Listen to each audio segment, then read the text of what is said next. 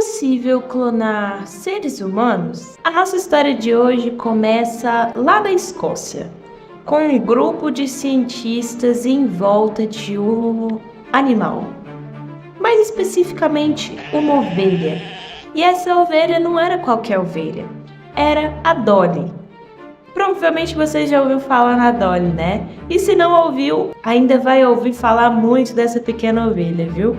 Ela sacudiu o mundo da ciência, mais especificamente o mundo da ciência biológica. Você já parou para pensar em como é possível criar uma cópia exata de um ser vivo, mais especificamente um mamífero? Como isso é possível? Como os cientistas fizeram isso acontecer? No vídeo de hoje nós vamos desvendar o famoso mistério de como foi clonar não só a Dolly, mas como é possível clonar até mesmo um ser humano.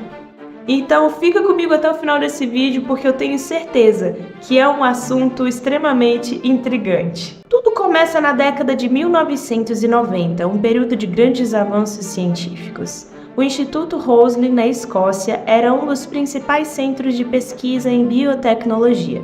E foi lá que um grupo de cientistas decidiu desafiar a natureza, buscando replicar algo que até então parecia impossível: clonar um mamífero a partir de uma célula adulta. Até aquele momento, a clonagem era uma ideia mais próxima dos filmes de ficção científica.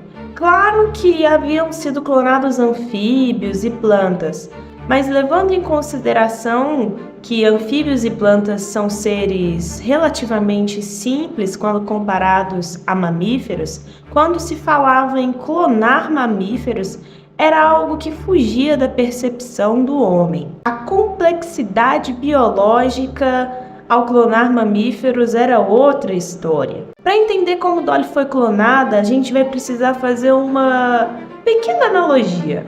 Eu sei que quando a gente fala de transferência nuclear de células somáticas, parece algo extremamente científico, algo para caras de jaleco branco e laboratório, mas você aí em casa vai conseguir entender a partir dessa analogia muito simples que eu vou fazer aqui agora. Vamos pensar que você vai sair de mudança e você tem uma casa, que é a casa original, onde você nasceu, e por algum motivo qualquer você vai precisar se mudar dessa casa original e passar para uma casa secundária, que a gente vai chamar de casa 2.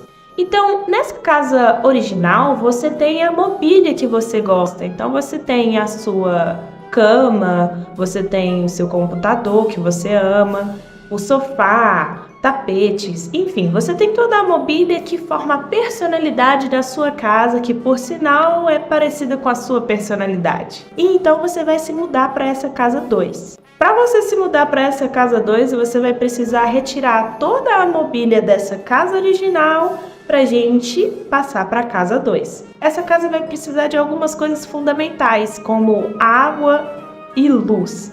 Para você ter essa casa aqui funcionando, basicamente, você vai precisar de energia.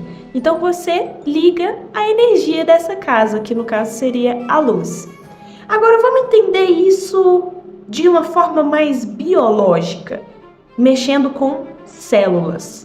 Você sabe que nas células nós temos um espacinho no núcleo que é responsável por armazenar o nosso DNA. Você sabe que o DNA é onde ficam armazenadas todas as nossas características, como cor dos olhos e até mesmo cor do cabelo. Então, essa casa original, que a gente chamou de casa original, quando nós vamos falar de células, nós chamamos ela de célula somática. Essa célula somática é onde tem a nossa mobília, que no caso seria o nosso DNA. Então, basicamente, os cientistas fazem o quê? Eles retiram esse DNA da célula original e passam para o óvulo.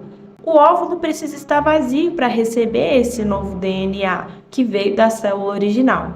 Assim que esse óvulo recebeu esse DNA da célula original, ele vai precisar de um pouco de energia, assim como a nossa casa precisa de luz. Então, o empurrão para ligar a eletricidade nessa nossa casa nova é como se a gente estivesse dando um pequeno choque elétrico nesse óvulo que está com o novo núcleo. E é dessa forma que a gente dá um empurrãozinho no nosso embrião para que ele comece a se desenvolver. Finalmente, esse embrião em desenvolvimento, no caso seria a nossa casa nova, é implantado no útero de uma outra ovelha, onde vai começar a crescer até se tornar um clone completo de uma ovelha original, assim como a casa nova se torna cópia da primeira. No caso de Dolly, a célula foi retirada das glândulas mamárias de uma ovelha chamada Findorset. Agora, o grande truque é aquele pequeno choque elétrico que eu falei com vocês anteriormente. Esse choque elétrico é quase acorda aí que você tem um trabalho para fazer. E assim o embrião começou a se desenvolver em uma barriga de uma ovelhinha terceira, que funcionou quase que como uma barriga de aluguel. Dessa forma, o processo de clonagem pode ser conhecido como criar uma cópia exata de uma casa especial, usando as características únicas dessa casa para dar vida a uma nova em um novo lugar. Parece fácil, não parece? Fazendo toda essa correlação? Mas, na verdade, essa técnica, até desenvolverem esse método, demorou anos onde vários embriões não conseguiram se desenvolver. Até que, finalmente, a Dolly nasceu. Quando a Dolly veio ao mundo, mais especificamente em 1996, ninguém sabia ao certo o que esperar. Seria ela saudável? Seria idêntica à ovelha de onde veio a célula original? Bom, a resposta foi sim para ambas as perguntas. Dolly era uma cópia genética perfeita da ovelha Findorset, mas com uma personalidade própria, é claro. Ela vivia como qualquer outra ovelha.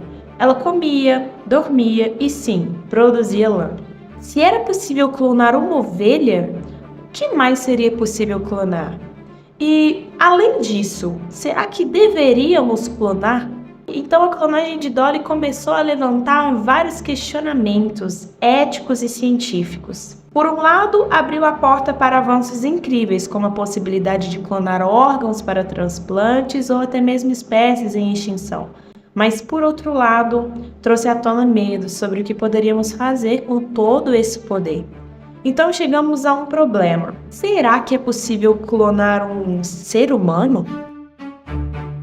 Criar cópias de nós mesmos? Essa clonagem humana seria algo ético? A verdade é que clonagem humana, embora tecnicamente possível, está longe da realidade ética e científica. Essa clonagem de humanos envolve vários argumentos. Dentre eles, a gente pode citar a questão ética como principal. Clonar humanos pode violar a dignidade e a individualidade de cada um, além de instrumentalizar, ou seja, fazendo com que nós sejamos apenas objetos ou ferramentas. O clone não pode consentir em ser criado, o que leva a questões sobre seus direitos. Riscos científicos e médicos também foram encontrados. A clonagem em animais tem mostrado altas taxas de falhas, infelizmente, e problemas de saúde, como anomalias genéticas e até mesmo envelhecimento precoce, o que tornaria a clonagem humana arriscada e eticamente questionável. Além disso, a gente tem os impactos psicológicos e sociais. Os clones podem enfrentar desafios de identidade, discriminação e complicações nas relações familiares. Vamos pensar aqui, se você fosse um clone e você teria que frequentar a escola, o trabalho, como essas pessoas iriam te ver? Ou, melhor ainda, como você iria ver um clone? Pode também trazer implicações legais, ou seja, seriam necessários criar novas leis para proteger os direitos dos clones, regulando questões de cidadania, herança e identidade legal. Além disso tudo, a clonagem humana poderia reduzir a diversidade genética. E nós sabemos que a diversidade genética é extremamente importante para a adaptação do ser humano. Essas questões tornam a clonagem humana amplamente rejeitada, tanto pela comunidade científica quanto pela sociedade como um todo. Além disso, a própria Dolly não viveu por muito tempo. Embora ela tenha sido um sucesso biológico, Dolly enfrentou problemas de saúde que alguns associaram à clonagem. Ela envelheceu rapidamente e teve que ser sacrificada aos 6 anos de idade, por causa de uma doença pulmonar progressiva que deu nela, que era comum até em ovelhas mais velhas, mas não era comum em ovelhas novas. o que gerou debate sobre os efeitos a longo prazo da clonagem em mamíferos. Mas desde o nascimento de Dolly, o avanço na clonagem aumentou e evoluiu consideravelmente. Já clonamos cães, gatos, cavalos e até espécies ameaçadas de extinção. Mas até hoje, Dolly continua sendo o símbolo do que a ciência pode alcançar quando ousamos sonhar mais alto. Mas agora eu quero saber de você.